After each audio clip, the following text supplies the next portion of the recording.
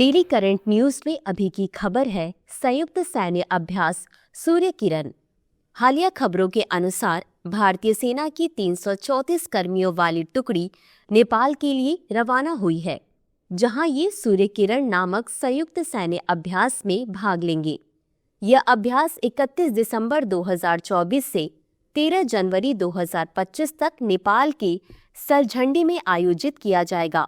इस अभ्यास का मुख्य उद्देश्य दोनों देशों के सैनिकों के बीच सर्वोत्तम प्रथाओं को साझा करना, आपसी सहयोग को बढ़ाना और संयुक्त संचालन के दौरान मजबूत संबंध स्थापित करना है।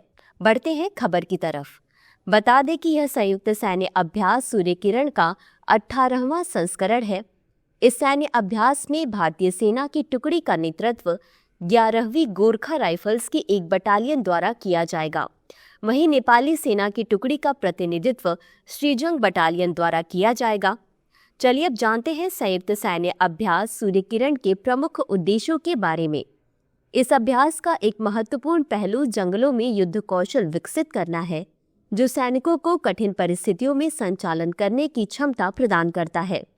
यह अभ्यास पहाड़ी क्षेत्रों में आतंकवाद विरोधी अभियानों पर भी ध्यान केंद्रित करता है, जिससे दोनों सेनाएं अपनी रणनीतियों और तकनीकों को साझा कर सकें।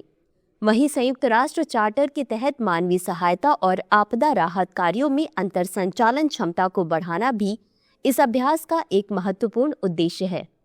इसके अलावा इस अभ्यास के दौरान दोनों सेनाएं परिचालन तैयारियों, हवाई संचालन, चिकित्सा प्रशिक्षण और पर्यावरण संरक्षण पर विशेष ध्यान देती हैं। यह अभ्यास भारत और नेपाल के बीच मित्रता, विश्वास और सांस्कृतिक संबंधों को मजबूत करने का एक मंच भी है। साथ ही यह सैनिकों को अपने अनुभव साझा करने, सर्वोत्तम प्रथाओं को अपनाने और एक दूसरे की संचालन प्रक्रियाओं को समझने का अवसर प्रदान करता है। अब जानते हैं संयुक्त सैन्य अभ्यास सूर्य किरण के बारे में।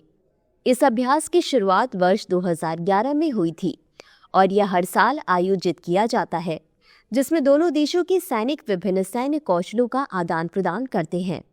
यह अभ्यास न केवल सैन्य कौशल को बढ़ावा देता है, बल्कि यह भारत और नेपाल के बीच द्विपक्षीय संबंधों को भी सुदृढ़ करता है। वर्ष 2023 में इस अभ्यास का 17वां संस्करण उत्तराखंड के पिथौरागढ़ में 24 नवंबर से 7 दिसंबर के बीच आयोजित किया गया था। अंत में देखते हैं आज के अभ्यास प्रश्न को।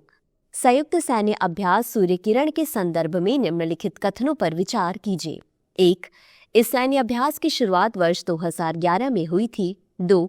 यह अभ्यास केवल सैन्य कौशल को बढ़ावा देता है। उपर्युक्त में से कौन सा या कौन से कथन सही है? यह सही है। ए केवल 1, बी केवल 2, सी 1 और 2 दोनों, बी न तो 1 और न ही 2। इस प्रश्न का उत्तर कमेंट बॉक्स में जरूर दें। अभी के लिए बस इतना ही। धन्यवाद। डियर व्यूअर्स, अपने एग्जाम की तैयारी को और बेहतर करने के लिए हमारे चैनल को लाइक, शेयर और सब्सक्राइब करना न भूलें।